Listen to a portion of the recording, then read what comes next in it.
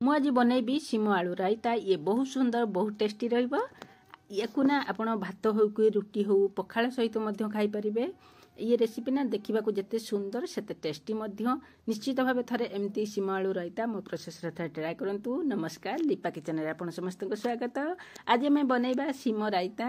मुझे 250 ग्राम सिम एकदम बड़ सिम मुझे मो सिम को ये धोईकी नहीं आम एथर सिम को धोई सारापर आम हूँ जो सिमर जो शिरटा अच्छी ना जो सेटा को आम कौन कर अगपट आ मूल पट को काटिकी शिरटा को बाहर करनबा। बाहर करिकी आम हूँ जेहेतु बड़ सिम आम सिमर सेप को छोट करदे। आपन जदि गोटा सिम माने छोट सिम थो ताले गोटा गोटा रखिए। आलू को मध्य मु सिम सेप दे देछि सेमती बड़ बड़ साइज करी काटिछि। आपन चाहिए आलू को पकई पारिबे नहले आलू मध्य स्किप करि पारिबे। सिम आलू सब मु एठी काटिकी नै आइछि। या परे आम कौन करबा ना हूँ मसला प्रस्तुत करबा। मु गोटे ग्राइंडर जार नहीं जाइए सहित दे दीजिए गोटे चामच कला सोरिष, गोटे चामच जीरा, हाफ इंच कटा अदा आउ देदेबा हूँ आम रसुण 7-8 कुला देदेबा गोटे कंचा लंका। आपन एठी लंका आपन को राग मुताबक व्यवहार करि परिबे। ता सहित देदेबा टिके पानी दे देके आम गोटे फाइन पेस्ट बनै आनिबा। मुझे मसला हूँ ग्राइंडिंग करके नहीं आसी एकदम पूरा चिकनिया करके बाटिकी नहीं आसी। आपड़ जो ध्यान रखिए मसला जो बाटे मसला को एकदम पूरा चिकनिया करके बाटे ताहले रेसिपी आपंकर भल बनिबो। मुझे गोटे पैन बसैकी 2 चामच तेल दे देइछि, हाफ चामच फुटण 5 फुटण दे देइछि। फुटण दबा द्वारा स्वाद बहुत बढ़िया बास्ना मध्य आसीबो। ता सहित मु नहीं जाइछि मीडियम साइज गोटे पियाज को दे देइ सारा परे आमे गैस फ्लेम को मीडियम रखिचे। मीडियम रखी पियाज को भलकी भाजी नबा। जते हल्का माने ब्राउन कलर आसी जिवो सेते बेले मार गैस रो फ्लेम को एकदम पूरा हूँ लो कर देबा। लो कर देकी आमे हूँ काटिकी रखिदेबा सिम आलू को ता भितरे ऐड करनबा। सिम आलू ऐड कर साइला परे आमे टिके पियाज सहित टिके हूँ मिसई नबा। गैस फ्लेम को एकदम लो रखीचे। लो रखिकी आमे ता स्वाद अनुसार लुण हळदी गुंड दे देबा। हळदी गुंड दे देकी आमे हूँ ताकू भलकी मिसई नबा।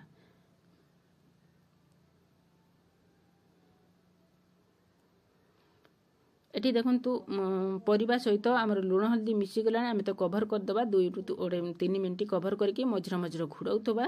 माने एटी मझिर मझिर गोलेबा द्वारा आमर सिम पुड़ी जीवनी कि तली लागी जीवनी। एटी सिम आमर अधारू अधिक सीझी गलानी। एई टाइम रे आमे कोन करबा ना या भितर किछि गुंड मसला ऐड करबा। दे देबा प्रथमे लंका गुंड,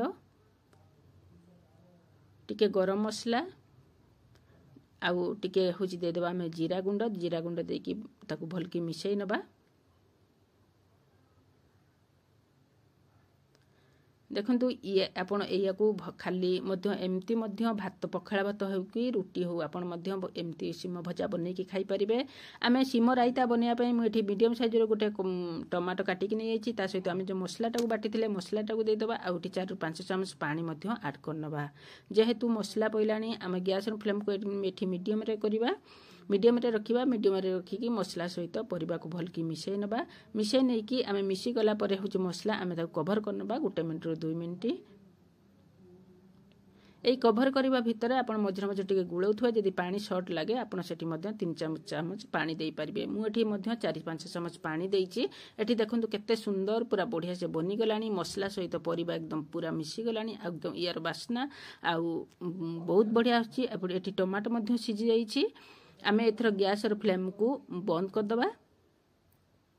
बंद करके आपण एमती खाली खाई परिबे नहले आपण एठी धनिया पत्र मध्य जदि आपण पसंद लागे धनिया पत्र मध्य ऐड करि परिबे।